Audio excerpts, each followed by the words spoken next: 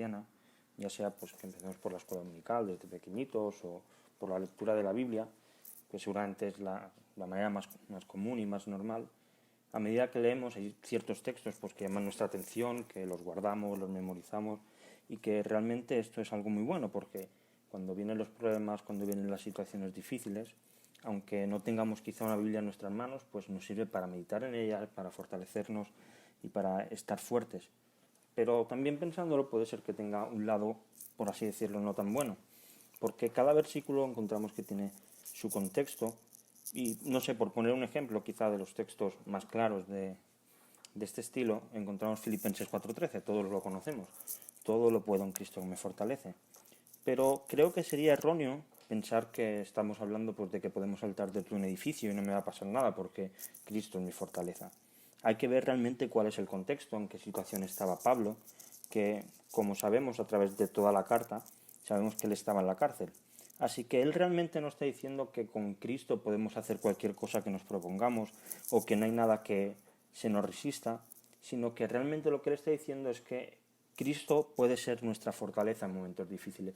Él habla que ha estado en abundancia y en escasez, que ha tenido problemas, pero Cristo siempre ha sido su fortaleza. Así que en medio de cualquier problema económico, de una enfermedad, de un problema familiar, de cualquier cosa, podemos encontrar realmente fortaleza en Cristo. Así que hoy vamos a meditar en un texto que seguramente todos conocemos, lo podríamos citar de memoria, es el texto evangelístico por antonomasia. Y lo encontramos en Juan capítulo 3, los versículos del 16 al 21.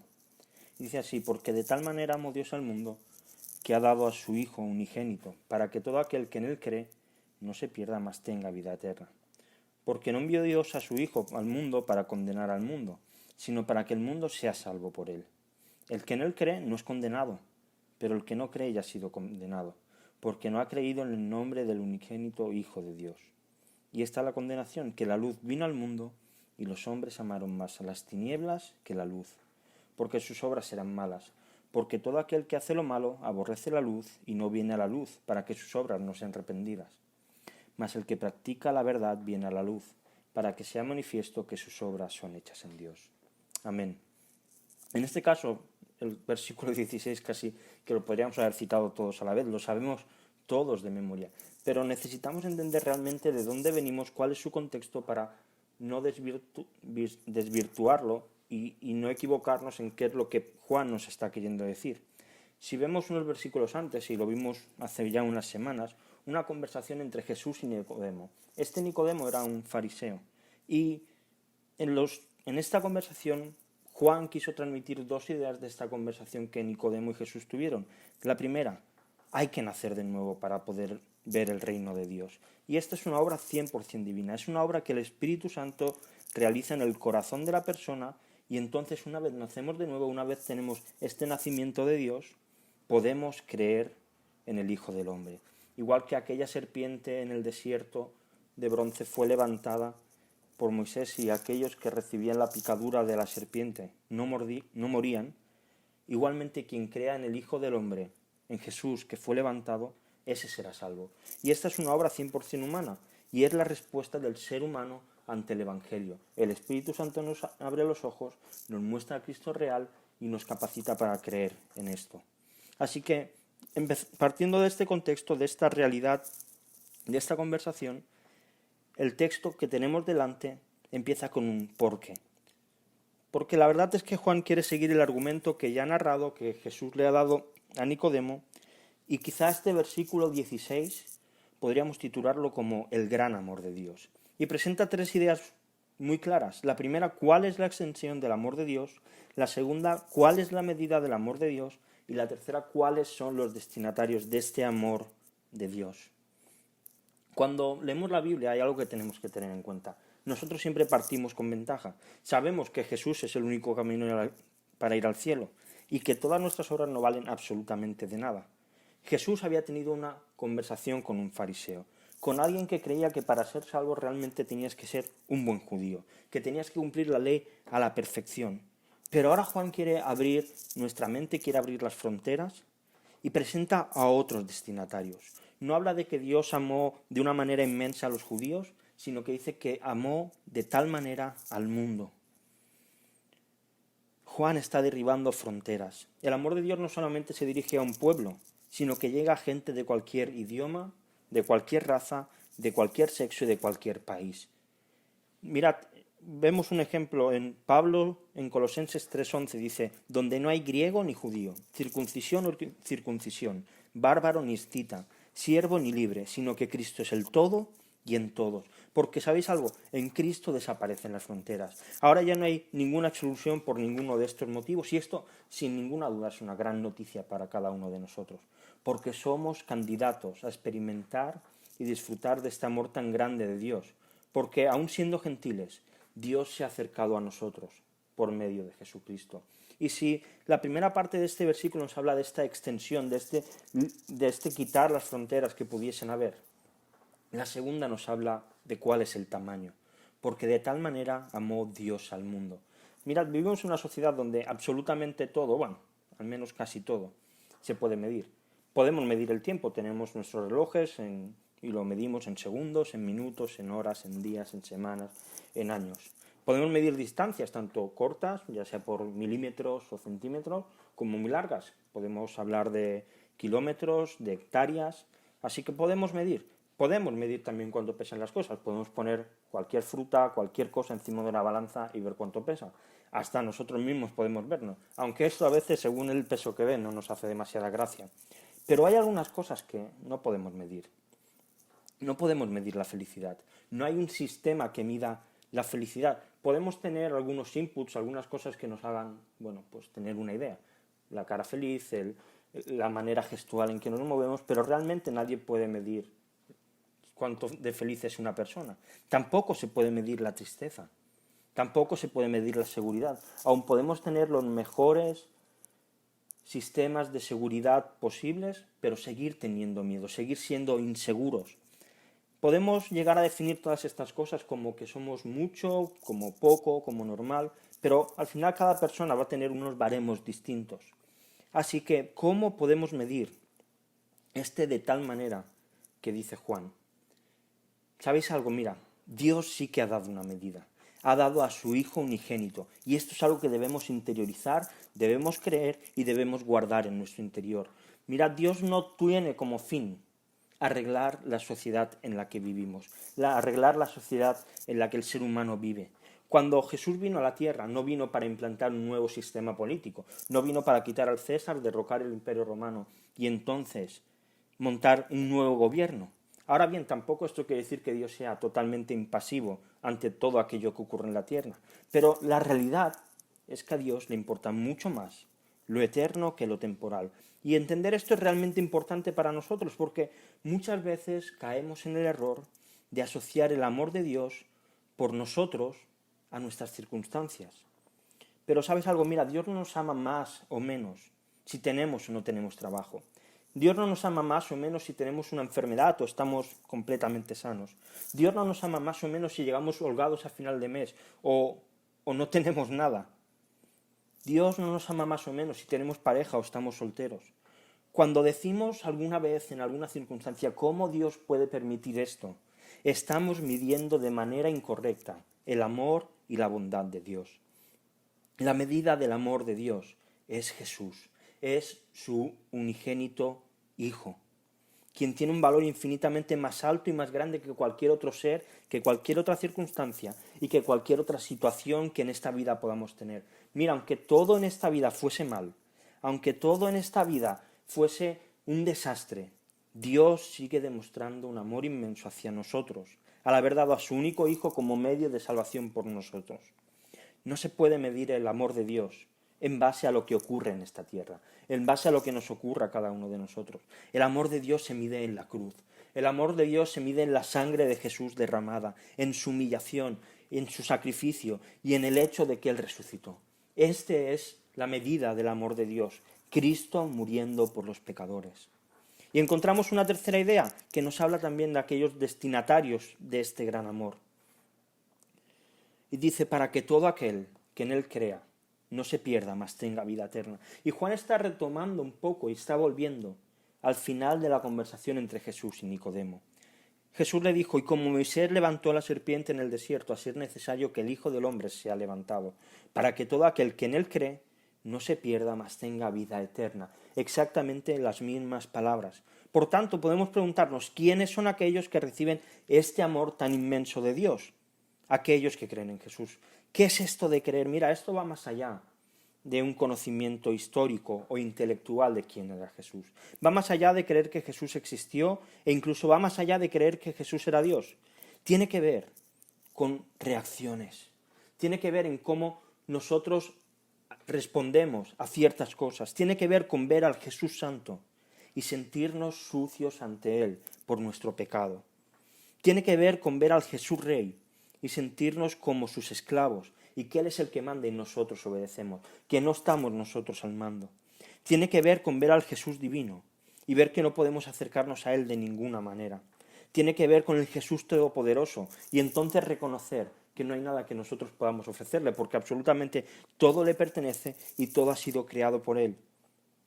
Tiene que ver con reconocer que el sacrificio de Jesús es el mayor acto de amor que se ha hecho por nosotros y que su muerte es suficiente para que seamos válidos ante el Padre, para que el Padre nos vea correctamente, que nuestro pecado ha sido totalmente perdonado y que Él resucitó venciendo a la muerte y ahora está exaltado a la diestra del Padre en lugares celestiales. Quien cree esto ya no está perdido, ahora tiene vida eterna. Y mira, ojalá que todos los que estamos aquí, que cada uno de nosotros podamos decir, yo creo esto. Mis pecados han sido perdonados. Cristo es mi Señor y absolutamente toda mi confianza, tanto de lo que ocurre en la tierra como de lo que tiene que ver con la eternidad, está seguro en Él. Puedo descansar porque creo que Él es mi Salvador. Ojalá cada uno de nosotros podamos decir esto. Así que habiendo visto esta evidencia de que el amor de Dios llega a gente de toda lengua, de todo país y que se mide a través de Jesús y que aquellos que creen en Él lo reciben, llegamos a una segunda idea. ¿Para qué vino Jesús a la tierra? Juan hace una comparación en la que quiere enfatizar una parte positiva, algo positivo con lo que quedarnos. Dice, porque no envió Dios a su Hijo al mundo para condenar al mundo, sino para que el mundo sea salvo por él. Esto lo vemos en el versículo 17. Cuando los judíos pensaban en el Mesías, pensaban en un enviado de Dios que iba a venir para juzgar a aquellas naciones que se habían rebelado contra Israel, que habían ido contra ellos, que los habían esclavizado y que ellos iban a salir totalmente beneficiados. Pero el profeta Amós les llama la atención y les dice, mirad, la idea que vosotros tenéis está totalmente errónea. Amós 5 del 18 al 20 dice, ay de los que desean el día de Jehová. ¿Para qué queréis este día de Jehová? Será de tinieblas y no de luz, como el que huye delante del león y se encuentra con el oso, o como si entrara en casa y apoyare su mano en la pared y le muerde una culebra. ¿No será el día de Jehová tinieblas sino luz? ¿Oscuridad que no tiene resplandor? Aquí el profeta les estaba advirtiendo a los judíos, cuidado, el retorno de Jesús no va a venir para juzgar, no va a venir para imponer un nuevo día, no va a venir para traer una luz increíble que cambie la sociedad, aunque ellos seguían pensando de esta manera. Así que Juan quiere dejar algo muy claro. El objetivo de la venida de Jesús no era condenar a nadie, sino dar la posibilidad de salvación a todo aquel que creyera en él.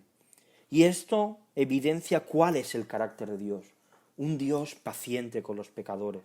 Y la verdad es que esto se aleja mucho de la idea de un Dios enfadado, de un Dios que nos está vigilando para ver cuándo fallamos y castigarnos, de un Dios que está vigilando cada cosa que hacemos para azotarnos cada vez que pecamos. Cristo vino para darnos esperanza y para remarcar una cosa: solo en Él hay salvación. Él vino para que el mundo sea salvo por medio de Él. Algunos podrían decir que aquí quizá Dios está demostrando algún tipo de debilidad, pero la realidad es todo lo contrario. Dios ha demostrado misericordia hacia los suyos. Llegará el día en que Jesús vuelva y entonces sí que juzgue a cada persona que ha existido en la historia de la humanidad. Y llegamos con esto al versículo 18, porque la verdad es que del 16 y 17 podríamos llegar a sacar cierta conclusión errónea. Podría parecer que Jesús ha venido al mundo enviado por Dios y que por lo tanto ya nadie se va a perder, porque si Jesús no ha venido a condenar o juzgar, sino que ha venido a salvar, parece que todo va a estar bien. Pero Juan quiere seguir su pensamiento y quiere poner el foco en el problema. Quiere enfocar al corazón del ser humano. Dice, el que en él cree, el versículo 18, no es condenado, pero el que no cree ya ha sido condenado porque no ha creído en el nombre del unigénito Hijo de Dios. Mirad, una de las frases quizá más típicas cuando se habla acerca del amor de Dios es que si Dios es amor o si Dios es bueno, no va a permitir que nadie vaya al infierno. Que eso sería ser un muy mal Dios. Pero Juan quiere dar una respuesta bíblica a esta cuestión, a esta pregunta. Juan dice que aquel que ha creído en Jesús como su Salvador, este no es condenado. Pero aquel que no cree, dice que nadie le condena, no hay nadie que tenga que condenarle, sino que él mismo se ha condenado al no haber creído y haber puesto su fe en el único Hijo de Dios. Entonces podríamos preguntarnos, ¿Dios no juzga entonces? ¿No pasa nada? ¿Dios pasa por alto? Bueno, deberíamos entender esto más como un juicio, más que como un juicio, como una sentencia. Dios dictará una sentencia favorable, es decir, declarará absueltos e inocentes a aquellos que han puesto su fe en el Hijo de Dios, porque el Hijo ha ocupado su lugar y ahora ya no son culpables. Dios los ve a través de Jesús, a través de la cruz, y ahora los ve como inocentes. Pero por otra parte, por otro lado, Dios dictará una sentencia condenatoria contra el que ha rechazado a Cristo. No será condenado por sus pecados o por aquellas cosas que ha hecho mal, sino que será declarado culpable por haber rechazado al Hijo de Dios. Porque esta es la clave de todo.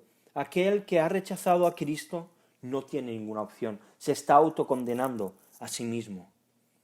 ¿Y de dónde viene esta condenación? Podríamos preguntarnos. Versículo 19 y 20 dice, y esta es la condenación, que la luz vino al mundo, y los hombres amaron más las tinieblas que la luz, porque sus obras eran malas. Porque todo aquel que hace lo malo aborrece la luz y no viene a la luz, para que sus obras no sean reprendidas. Mirad, para entender esto y cómo funciona, debemos irnos al Edén. ¿Cuál fue el pecado que hizo que todos se estropearan? La verdad es que si lo miramos de una manera superficial, diríamos que Adán y Eva desobedecieron a Dios. Y la verdad es que estaríamos en lo cierto. Vemos que Dios los pone en el huerto y les dice, mirad, podéis comer de cualquier árbol que queráis, pero no comeréis del fruto del bien y del mal, del árbol de la vida. Y ellos comen, así que vemos que realmente hay una desobediencia, pero si rascamos un poquito más, si vamos un poco más a la profundidad, debiéramos preguntarnos, ¿cuál es la raíz de todo esto? Mirad, antes de pecar hay una conversación entre la serpiente y Eva. Pero dejadme que pensemos en algo antes. Sabemos que la serpiente era Satanás. ¿Cuál fue el pecado de Satanás? Sabemos que Satanás era un ángel creado por Dios, pero ¿cuál fue su pecado? ¿Qué es lo que le llevó hasta ese punto? Mirad, si vamos a Ezequiel 28, del 16 al 19, el profeta nos narra qué es lo que pasó con Satanás.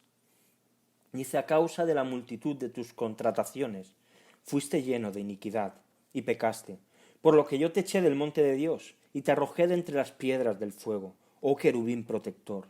Se enalteció tu corazón a causa de tu hermosura, corrompiste tu sabiduría a causa de tu esplendor.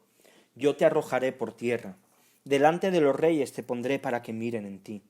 Con la multitud de tus maldades y con la iniquidad de tus contrataciones, profanaste tu santuario. Yo pues saqué fuego de en medio de ti, el cual te consumió, y te puse en ceniza sobre la tierra, a los ojos de todos los que te miran. Todos los que te conocieron de entre los pueblos se maravillarán de ti. Espanto serás, y para siempre dejarás de ser. Amén. Mirad, Dios creó a un querubín hermoso, con muchos trabajos que hacer, con muchas contrataciones. Pero su corazón se enalteció, apareció la soberbia en su interior e intentó usurpar el trono de Dios. Buscó ser Dios y acabó totalmente desterrado. Y creo que es importante ir aquí porque entender cuál fue el pecado de Satanás y cuál fue el origen de su caída nos ayudan a entender qué es lo que había detrás de aquella pregunta que Satanás le hizo a Eva. ¿Con que Dios os ha dicho no comáis de todo árbol del huerto? Satanás sabía que Dios no le había dicho eso, pero le deja caer la duda a Eva.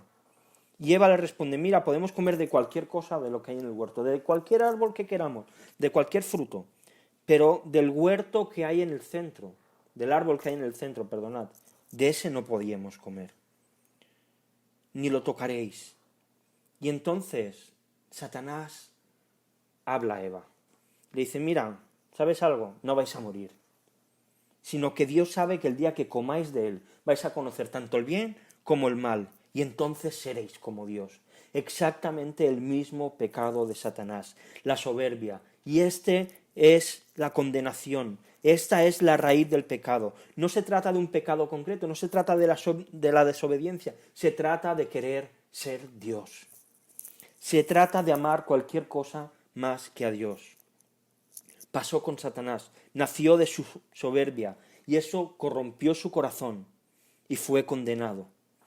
Y Adán y Eva, su problema no fue que desobedecieron a Dios, no fue comer de ese fruto, eso fue la consecuencia de lo que había nacido en su corazón. El pecado nació, creció y dio fruto, y entonces quisieron desobedecer a Dios, porque quisieron ser su propio Dios, quisieron tener el control sobre todo. Así que, ¿qué está diciendo Juan aquí? Que la luz vino al mundo, que Cristo llegó a la tierra, y el ser humano prefirió todo lo que en Romanos 1 se nos expresa.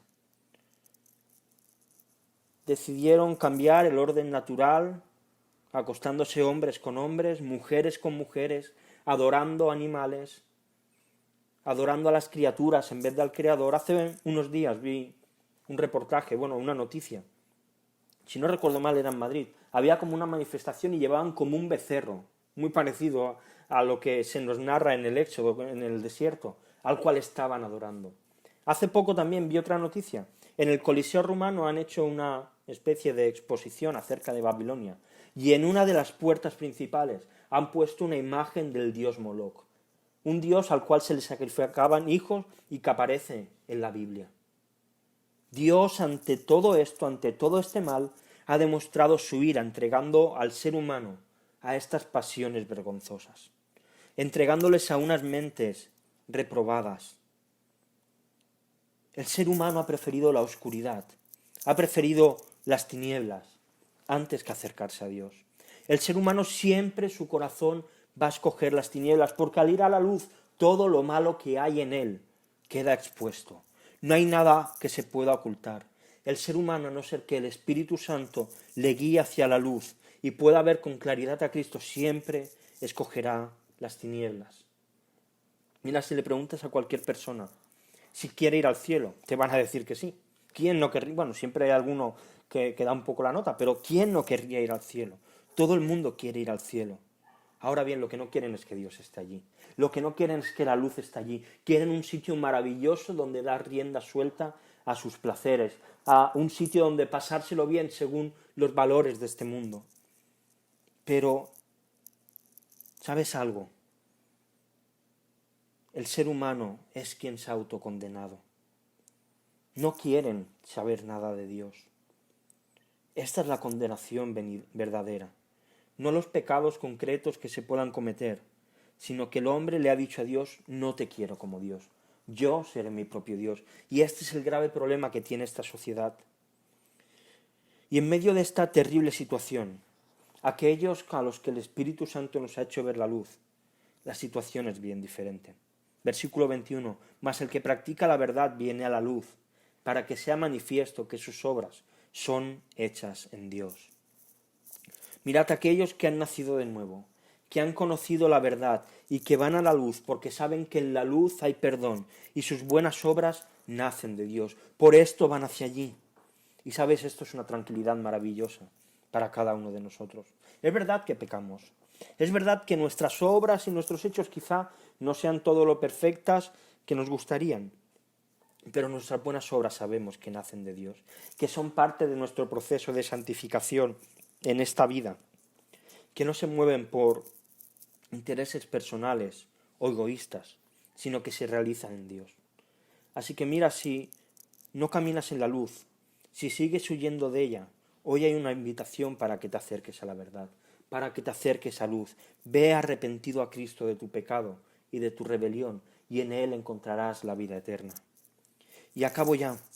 Mira, una de las frases más famosas del mundo del cine, al menos en mi opinión, se la dice el tío Ben a un joven Peter Parker. Le dice, mira, un gran poder conlleva una gran responsabilidad. Este Peter Parker se acabará convirtiendo en Spider-Man y siendo uno de los superhéroes más famosos y más seguidos. Pero mira, aunque hoy no hemos hablado de poder, sí que hemos hablado de un gran regalo, de un regalo de amor que hemos recibido, que en nuestra perdición, que en medio de nuestro odio hacia Dios, Él ha querido dar lo que Él más amaba, a su propio Hijo, para que nosotros pudiésemos encontrar salvación. Un gran amor conlleva una gran responsabilidad. Vivir una vida adecuada como respuesta a este amor tan maravilloso. Mira, no hay una evidencia mayor de amor en la historia ni en la tierra. Se cuenta que hubo un hombre que para mostrar su amor hacia su amada construyó el Taj Mahal. Esto es poco comparado con Cristo. Él es el amor hecho persona. Él es el amor cubierto de carne. Pero cuidado, no debemos confundir la paciencia y la misericordia de Dios con debilidad, con pasotismo, con indiferencia. Es verdad que Dios es paciente, pero llegará el día en que Cristo vuelva a la tierra y juzgará al ser humano. Quienes han puesto su fe en Él recibirán vida eterna, pero aquellos que no hayan puesto su fe en Él, aquellos que no hayan creído en Jesús como su Señor, estos tendrán condenación y separación eterna. Y te pregunto, ¿en qué lado estás tú? ¿De los de las tinieblas o de los que están en la luz? Mira, si eres de los que están en las tinieblas, solamente tienes que ir a la luz, poner tu fe en Jesús y creer que su sangre ha cubierto tu pecado y arrepentirte absolutamente de todas tus ofensas a Dios y acercarte a la luz. Si eres de los segundos, de los de la luz, entonces, al meditar en estas verdades, al leer este amor tan grande que Dios ha demostrado, nuestro corazón debe llenarse de alegría, de adoración y de gratitud. Amén. Amén. Amén.